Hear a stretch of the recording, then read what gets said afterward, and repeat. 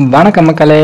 இன்னைக்கு நம்ம என்ன பார்க்க போறோம்னா, ராஜஸ்தான் வெர்சஸ் லக்னோ மோதிய போட்டியில் நடந்த ட்விஸ்ட், சிஎஸ்கேவுக்கு சாதகமாக மாறிய ரிசல்ட்.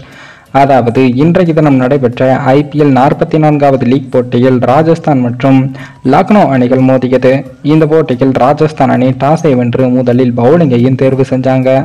அதனைத் தொடர்ந்து களமிறங்கிய நம்ம லக்னோ அணிக்கு குவிண்டன் டிகாக் முதல் ஓவரிலேயே 8 ரன்களில் ட்ரெண்ட் போல்ட் வேகத்தில் ஆட்டமிழந்தார்.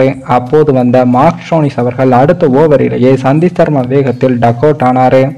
அதனால் 11 ரன்களுக்கு 2 விக்கெட்டுகள் என்று தடுமாறிய லக்னோ அணிக்கு மறுபுறம் கேப்டன் KL ராகுல் நிதானம் கலந்த அதிரடியை வெளிப்படுத்தியிருக்காரு. அவருடன் அடுத்ததாக வந்து ஜோடி சேர்ந்த தீபக் ஹிட்டா அதிரடியாக ரன்களை குவித்தார். அந்த வகையில் 13 ஓவர்கள் வரை நங்கூரமாக விளையாடி 3வது விக்கெட்டுக்கு 115 ரன்கள் பார்ட்னர்ஷிப் அமைத்த இந்த ஜோடியானது லக்னோவை மீட்டெடுத்தார்கள். அதில் தீபக் ஹிட்டா 7 பவுண்டரியுடன் அரை சதம் அடித்தார். அதன் பின் அஸ்வின் சுழலில் ஆட்டமிழந்தார். அப்போது வந்த நிக்கோலஸ் பூரன் தடுமாற்றமாக விளையாடி 11 ரன்களில் சந்தீப் சர்மா வேகத்தில் நடையை கட்டினார்.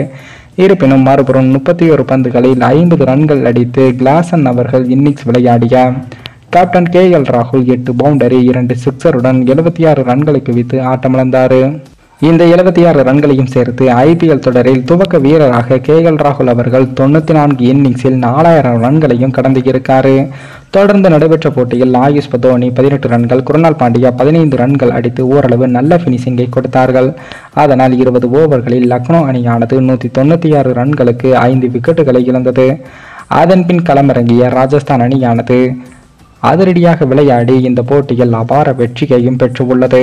ராஜஸ்தான் அணியின் இந்த வெற்றி என்பது மறைமுகமாக சிஎஸ்கேவுக்கு சாதகமாக மாறியுள்ளது. ஏனென்றால் ராஜஸ்தான் அணி இந்த போட்டியில் தோற்றாலும் வெற்றி பெற்றாலும் முதலிடத்தில் உறுதியாக இருக்கும்.